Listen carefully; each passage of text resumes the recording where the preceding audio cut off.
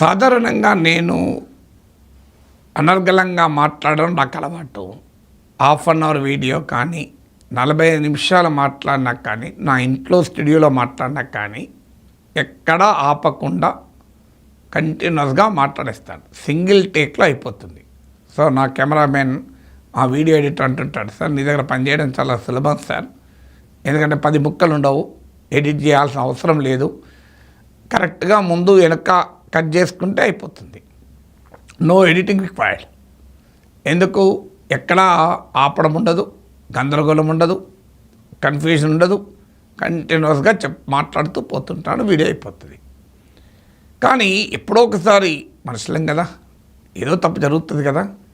సరిగ్గా కొద్ది నిమిషాల ఈ వీడియో రికార్డ్ చేసే కొద్ది నిమిషాల ముందు నేను ఒక అంశం పైన వీడియో చేశాను. బాగానే మాట్లాడాను, 10 నిమిషాల పైన మాట్లాడాను, అనేక గణాంకాలతో వివరంగా చేశాను. వివరంగా చేశాక నాకు అందులో ఒక చిన్న కన్ఫ్యూజన్గా ఉంది. నేను చెప్పింది తప్పు కాదు, కన్ఫ్యూజన్, కొంత కన్ఫ్యూజింగ్గా ఉంది అని అనిపించి మా కెమెరామెన్తో చెప్పాను, ఇది తీసేయి, మళ్ళీ రికార్డ్ చేద్దామని. ఆయన ఏమైంది సార్, బాగానే ఉంది కదా, బాగానే చెప్పారు కదా సార్, నాకే అర్థమైంది, పబ్లిక్ ఎందుకు అర్థం కాదు సార్, బ్రహ్మాండంగా అర్థమైంది కదా, అలాగే మీరు కన్ఫ్యూజన్ మీరు అనుకుంటున్నారు, కానీ నాకైతే కన్ఫ్యూజన్ ఏమి లేదు సార్, నాకు సబ్జెక్ట్ అర్థమైందంటే నాలాంటి వాళ్ళే కదా చూసేవాళ్ళు, వాళ్ళకు కూడా అర్థమవుతుంది కదా అన్నాడు. నేను నవ్వి ఆయనకు ఒక కథ చెప్పాను. ఆ కథ మీకు కూడా చెప్పాలనిపించింది, అందుకే మీకు చెప్తున్నాను. ఒక శిల్పి శిల్పాలు చెక్కుతున్నాడు. ఆ శిల్పాలు చెక్కుతుండగా చూడటానికి ఒక పర్యాటకుడు వచ్చాడు. అతను ఒక శిల్పం చెక్కుతున్నాడు, పక్కనే అదే రకం శిల్పం ఇంకోటి ఉన్నది, సేమ్ స్టాచ్యూ, అదే శిల్పం, తేడా ఏమీ లేదు. ఈయన చెక్కుతున్న శిల్పము రూపము, ఆ పక్కన ఆల్రెడీ చెక్కబడిన రెడీగా ఉన్న శిల్పం ఒకటే రూపం. సో వెంటనే ఈ పర్యాటకుడు అనుకున్నాడు, బహుశా 2 శిల్పాలకు ఆర్డర్ ఇచ్చి ఉంటారు ఎవరో, ఒకే రూపం ఒకే రకమైంది అని ఉత్సుకత పట్టుకోలేక శిల్పిని అడిగాడు, ఏంటి 2 శిల్పాలు ఆర్డర్ ఇచ్చారా, ఒకే రకం అన్నాడు. కాదు, ఒకటే ఆర్డర్ ఇచ్చారు అన్నాడు. పర్యాటకుని తల తిరిగిపోయింది, అదేంటి మరి ఒకటే ఆర్డర్ ఇస్తే 2 ఎందుకు చేస్తున్నావు అన్నాడు. లేదు, ఒకటే చేస్తున్నా అన్నాడు. అదేందయ్యా, అక్కడ నువ్వు చెక్కుతున్న శిల్పానికి అక్కడ ఆల్రెడీ రెడీగా నీవు ఆల్రెడీ చెక్కి కంప్లీట్ చేసే శిల్పానికి ఏం తేడా ఉంది అన్నాడు. 2 ఒకటే కదా అన్నాడు. కానీ 2 ఒకటే రూపంలో, కానీ అందులో ఒక చిన్న పొరపాటు జరిగింది, అందుకొరకు మళ్ళీ చెక్కుతున్నా అన్నాడు. ఏంటి ఆ పొరపాటు అని తేరిపార చూశాడు. ఇతనికి ఎక్కడా పొరపాటు కనిపించలేదు. వెంటనే శిల్పి దగ్గరికి వెళ్ళి, నాకేమీ కనబడతలేదు కదా, చాలా అందంగా ఉంది శిల్పము, చాలా బాగా ఉంది, ఎక్కడా తేడా లేదు, మరి మీకు ఎందుకు తప్పని అన్నారు అన్నాడు. లేదు, ముక్కు మీద చిన్న గీత పడింది, అందువల్ల మళ్ళీ చెప్తున్నాను అన్నాడు. ఈసారి మళ్ళీ ఉత్సాహం ఆపుకోలేక దగ్గరగా వెళ్ళి చూశాడు శిల్పం. ఆయనకు ఆ ముక్కు మీద గీత కనబడతలేదు. దగ్గరగా అంటే ఆ ముక్కు దగ్గరికి పోయి చూడాడు కదా, శిల్పం అక్కడ ఉన్నది, దాని దగ్గరికి వెళ్ళి చూశాడు. ఆయన ఏమీ గుర్తించలేనంతగా ఉంది, ఈ కుడ్ నాట్ ఈవెన్ ఐడెంటిఫైడ్. అప్పుడు వెళ్ళి మళ్ళీ నేను దగ్గరికి వెళ్ళి కూడా చూశాను, ఆ శిల్పం ముక్కు మీద ఏమి గీతలాగా నాకు అనిపించడం లేదు అన్నాడు. అని ఆ పర్యాటకుడు ఇంకో ప్రశ్న అడిగాడు, ఇది ఎక్కడ పెడతారో అని అడిగాడు. అంటే 30 అడుగుల దిమ్మ తయారు చేసి ఆ దిమ్మ మీద పెడతారు అన్నాడు. 30 అడుగుల దిమ్మ పైన పెడితే దూరంకెళ్ళి చూసేవాడికి ఏం కనబడుతుంది? నేను కిందనున్న దిమ్మనే వెళ్ళి దగ్గరగా తీక్షణంగా చూసినా నాకు కనబడలేదు, నేను గుర్తించలేదే.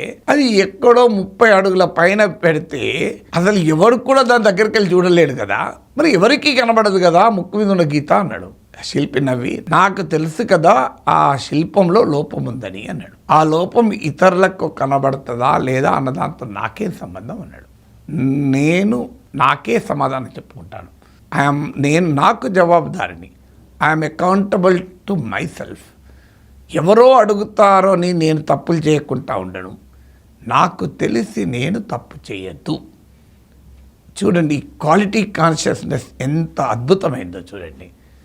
తాను ఎవడో తప్పు పట్టుకుంటాడు, తప్పు దొరకబడతాడు అనాల్సిన అవసరం లేదు. సాధ్యమైనంతగా ఎవరమైనా తప్పులు చేస్తాం. నేను మాట్లాడే వీడియోల్లో 100% తప్పులు ఉండవని నేనేమన్నాను. కొన్నిసార్లు ఏదైనా పొరపాటున చెప్తే మళ్ళీ దాన్ని సరి చేసుకుంటాను. శిల్పమైనా తప్పులు లేకుండా చెక్కవచ్చేమో, వీడియోలు తప్పులు లేకుండా చేయలేం. ఎందుకు చేయలేమంటే నేను కూడా ఇంకెక్కడో చోట సమాచారాన్ని సేకరిస్తాను.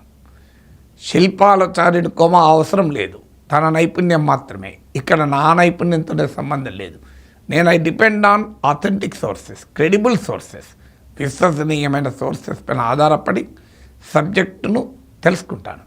కానీ ఆ సోర్స్లోనే తప్పు ఉందనుకోండి, ఉదాహరణకు నేను ఒక పుస్తకంలో ఓ ఫిగర్ చదువుతాను, ఆ ఫిగర్లో ప్రింట్ ఎర్రర్ ఉందనుకోండి పొరపాటున, సాధారణంగా కాంటెక్స్ట్లో గుర్తుపడతాం తప్పుందని, కొన్నిసార్లు గుర్తుపట్టనంతగా కూడా ఉండొచ్చు. ఉదాహరణకు 100 బిలియన్ 10 బిలియన్ ఉందనుకోండి, నాకు కాంటెక్స్ట్ అర్థమై ఇక్కడ ఏదో తప్పు ఉందని పట్టేసుకుంటాను, వేరేది వెరిఫై చేస్తాను. 100 బిలియన్ ఉండేది 95 బిలియన్ ఉందనుకోండి, I may miss it also. So అందువల్ల మీకు ఎవరమైనా తప్పు చేస్తాం, కానీ ఈ తప్పు చేయకూడదు అనే దాంతో ఉండాలి. చాలామంది క్లాస్కి ప్రిపేర్ అవుతారు. మా మిస్సెస్ నన్ను ఎప్పుడు అడిగేది, నేను చాలామంది టీచర్లను చూశాను క్లాస్కి ప్రిపేర్ అవుతారు, కానీ నీవేమో క్లాస్ నుంచి వచ్చాక ప్రిపేర్ అవుతావు, ఏంటి ఈ తేడా అని అడిగేది. క్లాస్కు నేను ఎప్పుడు ప్రిపేర్ అయ్యేవాడిని కాదు. నా లైఫ్లో క్లాస్కి కానీ స్పీచ్కి కానీ ప్రిపేర్ అవ్వడం ఉండదు, వెళ్ళి మాట్లాడుతూ ఉంటాను. కానీ వచ్చాక ప్రిపేర్ అవుతాను. ఓ లెక్చర్ ఇచ్చొచ్చాక, ఓ క్లాస్ చెప్పొచ్చాక నేను ప్రిపేర్ అవుతాను. దేనికి ప్రిపేర్ అవుతాను? ప్రిపేర్ కాదు, వెరిఫై చేసుకుంటాను. సో నేను చెప్పింది కరెక్టే చెప్పానా లేదా, అన్ని ఫ్యాక్ట్స్ చెప్పానా లేదా. ఉదాహరణకు గోల్డెన్ డోమ్ పైన మాట్లాడాను, దాంట్లో అనేక స్టాటిస్టిక్స్ డీటెయిల్స్ ఇచ్చాను. మళ్ళీ వెంటనే అయిపోయాక నేను చెప్పిన అన్ని కరెక్టా అని వెరిఫై చేసుకుంటాను. సో ఎందుకు నన్ను ఎవరు అడుగుతున్నారా, అసలు ఎవరు గుర్తుపడతారు, ఎంతమంది గుర్తుపడతారు? కానీ ఎవరు గుర్తుపడతారు, ఎవరో అడుగుతారు అన్న దాంతో సంబంధం లేదు. నాకు ఆ శిల్పి ఆదర్శం. అంత గొప్పగా నేను ఉండలేను, కానీ అట్లీస్ట్ ఆ దిశగా ప్రయత్నం అంటే ఏంటి? I am answerable to my self, I am accountable to myself. ఎవరో ఏదో అంటారని, ఎవరో తప్పు ఎత్తి చూపుతారని మనం పట్టించుకోవాల్సిన అవసరం లేదు. అందువల్ల ఈ అనుభవం ఎందుకు చెప్తున్నానంటే, మనము చేసే ప్రతి పనిలో క్వాలిటీ కాన్షియస్నెస్ ఉండాలి. 100% అబ్సల్యూట్ క్వాలిటీతో చేయలేకపోవచ్చు. ద వరల్డ్ ఈజ్ రిలేటివ్, ప్రపంచమే సాపేక్షతతో కూడుకున్నది. కానీ నిరంతర ప్రయత్నం అనేది మన మీద ఆధారపడుతుంది. నేను చేసే ఏ పనిలో తప్పు ఉండకూడదు, నేను చేసే ప్రతి పని పర్ఫెక్ట్గా చెయ్యాలి అని. అందుకే అంటారు excellence is an attitude not a skill అని. సో ఎక్సలెన్స్ అనేది నైపుణ్యం కాదు, అది మన మానసిక స్థితి, మన ఆలోచన తీరు, మన స్వభావం. ఎక్సలెన్స్ ఈజ్ అన్ యాటిట్యూడ్గా ఉన్నప్పుడు you will try to be excellent every time. You may be excellent, you may not be excellent, but at least you will strive for excellence. You strive for perfection. You may be perfect, you may not be perfect. You strive to be error free, but you may be, you may not be. తప్పు చేయకుండా ఉండేలా ప్రయత్నం చేయి. తప్పు చేయకుండా ఉండగలవా? ఉండవచ్చు, ఉండలేకపోవచ్చు. కానీ నీ మానసిక స్థితి ఎలా ఉండాలంటే, నేను తప్పు చేయకూడదు, నేను సమర్థవంతంగా పనిచేయాలి, నేను చేసే దాంట్లో ఏ లోపము ఉండకూడదు, నేను ఎక్సలెంట్గా చేయాలి.